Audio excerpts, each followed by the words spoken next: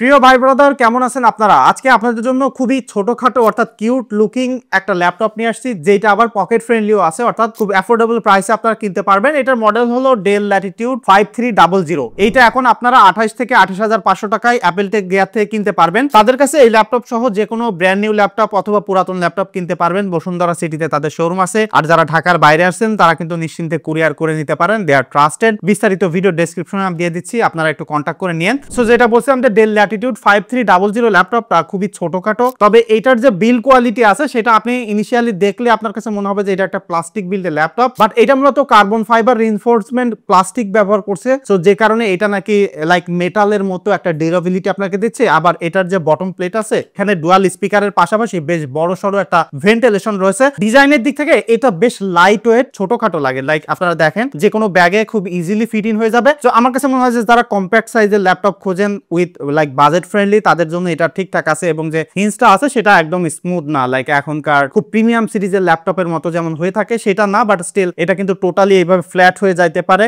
এবং এই যে ল্যাপটপটা আছে এখানে কিন্তু আপনারা প্লেন্টি অফ পোর্ট সিলেকশন পাচ্ছেন, বিশেষ করে যারা বিভিন্ন ধরনের কাজকর্ম করতে চান, বিভিন্ন মনিটর আউটপুট করতে চান, প্রেজেন্টেশনের জন্য হয়তো বা বিভিন্ন জায়গায় আপনাকে প্রজেক্টরে আউটপুট করতে হয়, বা অনেক সিনারিও আমি দেখছি যাদের ইথারনেটের পোর্টের প্রয়োজন হয়। তো সেক্ষেত্রে এই ল্যাপটপটা কিনলে আপনি সব ধরনের পোর্ট সিলেকশন পাচ্ছেন, কোনো প্রকার ডঙ্গল আপনার ইউজ করতে হবে না। কারণ ডান পাশে এখানে ফুল সাইজ ইথারনেট পোর্ট, যেটা এইটা এখন বিলুপ্ত প্রায় হয়ে গেছে, বাট স্টিল এখানে আপনি পাচ্ছেন। তার পাশে একটা ইউএসবি পোর্ট রয়েছে এবং এখানে কিন্তু মাইক্রো এসডি কার্ডের স্লট রয়েছে, ইভেন সিম স্লটও রয়েছে। বাট চাইলেই কিন্তু আপনারা সিম লাগাইতে পারবেন না। তবে আমার মনে হয় যে আপনারা চাইলে যদি কারোর সিমের দরকার হয় সেক্ষেত্রে আপনারা এখানে মডিউলার লাগায়া সিম ব্যবহার করতে পারবেন। 3.5mm এর হেডফোন জ্যাক আছে। আবার যদি বাম পাশে দেখেন এখানে কিন্তু চার্জিং পোর্ট দেখতে পাচ্ছেন। তার পাশে একটা ইউএসবি সি পোর্ট, আপনারা চার্জও দিতে পারবেন, অর্থাৎ মাল্টিপারপাসে কিন্তু এই পোর্টটা আপনারা ব্যবহার করতে পারবেন। এখানে ফুল সাইজ এইচডিএমআই পোর্ট রয়েছে এবং আর একটা ইউএসবি পোর্ট রয়েছে, অর্থাৎ যেটা বলছিলাম যে প্লেন্টি অফ পোর্ট সিলেকশন রয়েছে। সো যারা অফিসিয়াল পারপাসে ইউজ করবেন লাইক মাল্টিপারপাস কানেকশন বা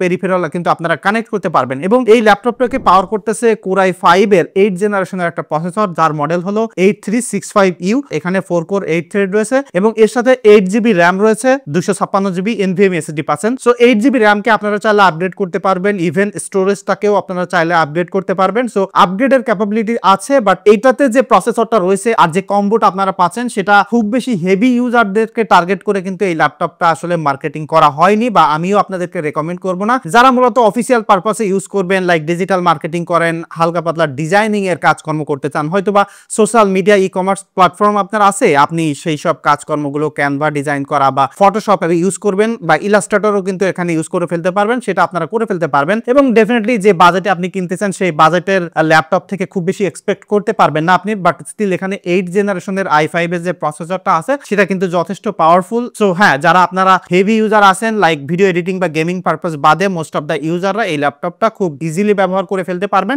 এবং এটার থার্মাল ম্যানেজমেন্টটাও খুবই ভালো, যেটা বলছিলাম যে ব্যাক সাইডে টোটালি আপনারা ভেন্টিলেশন দেখতে পাচ্ছেন, আবার একদম টপে এখানে ভেন্টিলেশন আছে। সো খুব বেশি গরম হয় না, আবার যখন হেভি লোড পড়ে তখন কিন্তু এইটার ফ্যানের টার্বো মোডটা চালু হয়ে যায়, বেশ ভালো কুল ভাবে এটা কিন্তু রান করতে পারে। So definitely that's a good things. এবং এটা যে ডিসপ্লেটা রয়েছে সেখানে কিন্তু 13.3 ইঞ্চি সাইজের একটা ডিসপ্লে, ফুল এইচডি রেজুলেশন, 250 পর্যন্ত পিক ব্রাইটনেস যাইতে পারে। এই ল্যাপটপটার কম্প্রোমাইজ, বা আমি যদি বলি যে বাজেট সেগমেন্ট হিসেবে আপনি কস্ট কাটিংটা কোথায় পাচ্ছেন, তাহলে আমার কাছে মনে হয় যে ডিসপ্লে সেগমেন্টে ডিসপ্লেটার ব্রাইটনেস একটু কম মনে হয়। এবং মুভি টিভি দেখতে গেলে কালারটা ঠিক আছে, বাট যারা গ্রাফিক্স এর কাজ করবেন এখানে 66% sRGB কালার অ্যাকুরেসি রয়েছে। সো খুব বেশি অ্যাকুরেট বা খুব বেশি ব্রাইট আর আপনারা কন্ট্রাস্টে দেখতে পারবেন না। তবে আমার কাছে মনে হয় যে লাইক 28,500 টাকায় যে লোকটা ল্যাপটপ কিনতেছে সে আসলে ওইটার পোটেনশিয়ালিটি বা ওই জিনিসটা খুব বেশি প্রয়োজন বোধ করবে না, বা এই ল্যাপটপটা যখন সে ইউজ করতে শুরু করবে বা দেখবে তখন তার কাছে কোনো দুর্বলতা মনে হবে না। আমি হয়তো বিভিন্ন ল্যাপটপ নিয়ে কাজ করতেছি, তাই এটা ডিসপ্লের যে এক্সাক্ট ইনফরমেশনটা আছে সেটা আপনাদের সাথে শেয়ার করলাম, বাট এখানে খারাপ বললাম বলে এটা ভাবেন না যে এটা ব্যবহার করা যায় না। আমার মনে হয় যে দোকানে গেলে আপনি দেখলে এটা বুঝতে পারবেন যে আপনার জন্য এটা ঠিকঠাক আছে কিনা।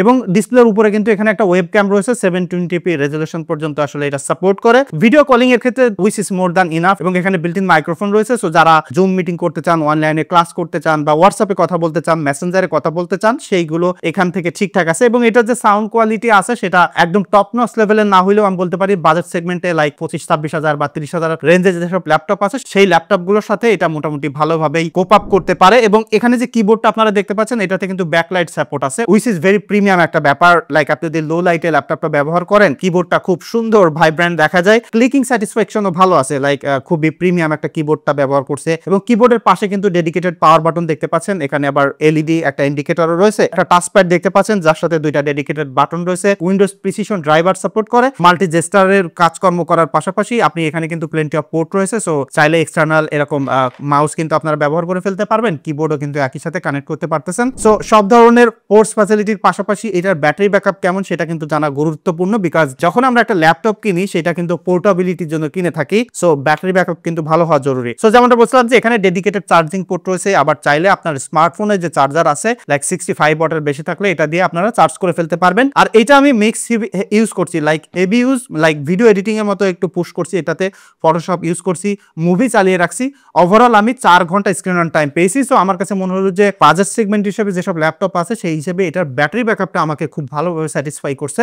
তবে এই ব্যাটারি ব্যাকআপের ব্যাপারটা কিন্তু ডিপেন্ড করে ইউনিট ওয়াইজ, আবার আপনার ইউজার প্যাটার্ন অনুযায়ী। সো ওভারঅল আমি যদি ফাইনালি আপনাদেরকে বলতে চাই যে 28,000 বা 28,500 টাকায় এই ল্যাপটপটা কেমন হবে, ডেফিনেটলি বিল্ড কোয়ালিটির দিক থেকে, আপনি যদি সাইজের দিক থেকে বলেন এবং লং টাইম ইউজেবিলিটির দিক থেকে, আপগ্রেডেবিলিটির দিক থেকে definitely it's a great things. তবে যেটা বলছিলাম যে যদি একদম টপ নচ লেভেলের ডিসপ্লে চান সেক্ষেত্রে একটু কম্প্রোমাইজ আপনাকে পেতে হচ্ছে। Other than that value for money একটা ডিভাইস, চাইলে এখন কিনতে পারেন অ্যাপল টেক থেকে। আর এটা ছিল মূলত আমার এক্সপিরিয়েন্স। আপনারা যদি কেউ এই ল্যাপটপ ব্যবহার করেন বা এই বাজেট সেগমেন্টে কোনো ল্যাপটপ ব্যবহার করেন তাহলে কিন্তু আপনাদের থটগুলো আলোচনা করতে পারেন অন্যরা যারা আসলে ল্যাপটপ কিনতে চাচ্ছে, তাদের ডিসিশন কমেন্ট পড়ে আর একটু সহজ হবে নিতে। কারণ কি ল্যাপটপের মার্কেটটা কিন্তু অনেক কনফিউজিং, একই বাজেটে বিভিন্ন ব্র্যান্ডের বিভিন্ন ধরনের ল্যাপটপ পাওয়া যায়। সো এই কমিউনিটিটা আরো একটু বেশি আসলে স্ট্রং হওয়া জরুরি। সো সেক্ষেত্রে আমার মনে হয় যে আমাদের সবার আরো একটু বেশি ডিসকাশন করা উচিত। দেখা হচ্ছে পরবর্তী ভিডিওতে। ধন্যবাদ সবাইকে।